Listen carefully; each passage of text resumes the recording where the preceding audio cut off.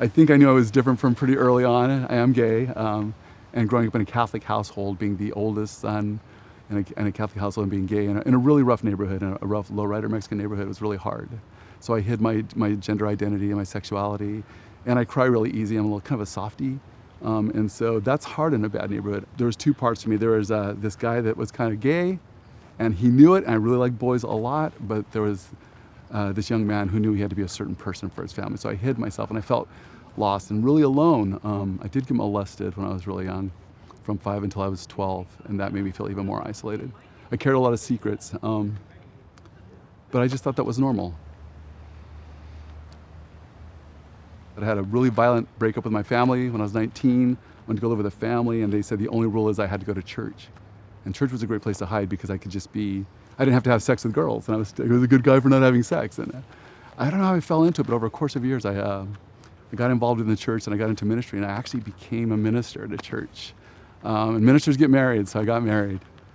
And I was hiding myself, and after years of trying to do everything right, my sexuality would not be denied. So I actually had to leave my job at the church. They found out that I was gay. I didn't pick up until I was 40. I was how old when I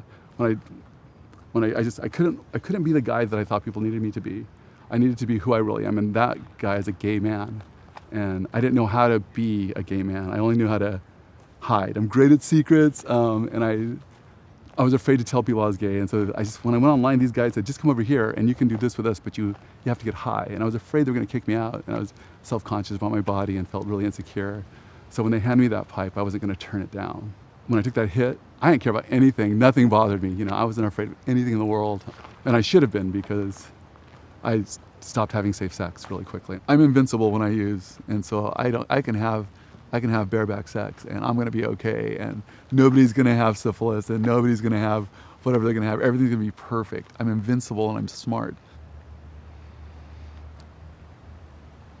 I would use because I felt alone and scared, and I thought nobody could ever hear the things that I'm telling you today, and so I would use so that I wouldn't feel alone anymore. And I don't know if you know this, but it's real easy to hook up for sex when you have crystal meth, because the boys come running at it, and so I use that as a tool to get boys. So it was a good Band-Aid, but it sure wasn't a cure. The hardest part about using is that nobody ever liked me just for who I was. I felt really alone. I felt that I only saw you, I only saw all of you people. I either saw you as a resource or an obstacle, and I never felt safe. I was home one day in my mobile home. I thought I had the flu, so I went to my sister's house, and I couldn't breathe, and so she took me to the hospital, and they told me at the age of 42 that I contracted AIDS. I was really sick, and I needed to change my life that day, or I was going to die. That's what he said. You can change your life, or you can die. Within 3 years, I was a minister with a 3-bedroom house and 2 dogs and a wife, and I was highly addicted to crystal meth, and I contracted HIV. My sister found the rehab for me because she had gone there years before, and it was Newbridge Foundation. I did an intake, and 30 days later, they said, you can come in. And I went to rehab for a year and a half, for 17 months. And I learned a lot. I didn't know I was an addict until then. But I was learning how to live with AIDS was part of it. Like accepting myself. I was really ashamed of my AIDS at first. I know how to make things work. I can be the nice guy. I can do the next right thing, but I did the right thing for the wrong reasons. I lied all the way through rehab. So I never really dealt with why I picked up. I never dealt with all these problems that I considered, and so I wasn't feeling good. So one day I got a pass to go out and go see a movie, and I went online and I found somebody who was using, and it was somebody I knew, and he's like, come on over, and I relapsed, and they kicked me out of Newbridge. My one biggest regret is that I didn't finish Newbridge. I was 1 month away from finishing when I relapsed. So I talked my sister into letting me come live with her, and I got a job. I'd been working with this foundation called Rubicon in Berkeley, and they'd helped me get an apartment. And so I was working, I got an apartment, I kind of cleaned myself up, and I started doing 12-step recovery, CMA, Crystal Meth Anonymous, and I got a highly visible position in recovery, but I never really told the truth. I didn't deal with the reason that I used, and I relapsed, and I went back out for another year and a half.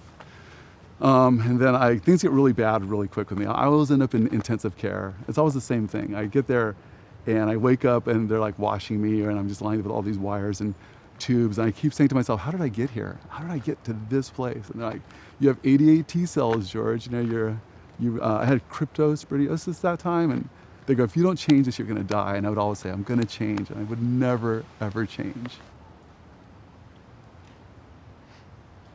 And during this next relapse, my brother died of cancer.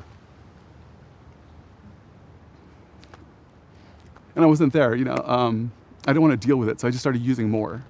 And I used more, and so I was horrible. I was a horrible person through his death. And when he died, I used that as an excuse to use even more. And I used for like almost a year until one day I had to go home for Christmas. And I told myself, either you stop using today and you never see your family again, or you stop using and you go home for Christmas. Just stop using and go home for Christmas. So I called my dealer and he didn't pick up. And I called another dealer and he didn't pick up.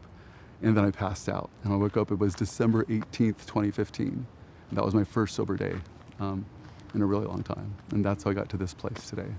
It's been a journey.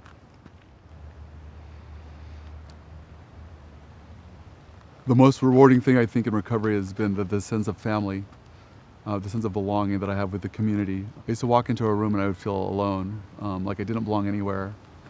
And when I walked into the meetings and I started to tell my truth and listen to their truth, I realized we had a lot in common. I'm not alone anymore. The hardest thing for me on the road to recovery is losing the people I love in recovery. For the first time in my life, I feel like myself, and so I'm more transparent than I've been. And so I try to build relationships, and people relapse, and they run away, or not there again, or people die. It's hard to lose those people because you work so hard, and I have these sponsees, and I'm scared for them. The hardest part is building the relationships and losing them, but it keeps me sober. The greatest problem there is with AIDS in the recovery community is there's still a bit of shame, not a lot of understanding around it between people who have AIDS and people who don't. And so people feel like they feel ashamed of it and they feel like they have to hide it. And there's also people who seem to put people down or look down on them for having AIDS. I've come to terms with it. There are times when I've been rejected for it, and it used to hurt my feelings. But I've come to terms that everybody needs to protect themselves. And so if someone who's HIV negative comes to me and says, I'm not comfortable, I go, I get that. But there's a guy over there that's okay with it. I'll be okay too. Before COVID-19 struck, before it really became real in the Bay Area, I was on track to, my job was going successful, and I was really dating, I was getting myself out there, and I was really feeling myself, this is gonna be George's year. And then all of a sudden in March, the whole world shut down, and everything that I thought I knew about my recovery changed. I thought I had things kind of lined up, and all of a sudden I went from living a really vital life and doing all of these things and having all these plans to being locked down in my apartment again, and it felt really familiar. It felt like when I was using, because that 400 square feet became my whole world.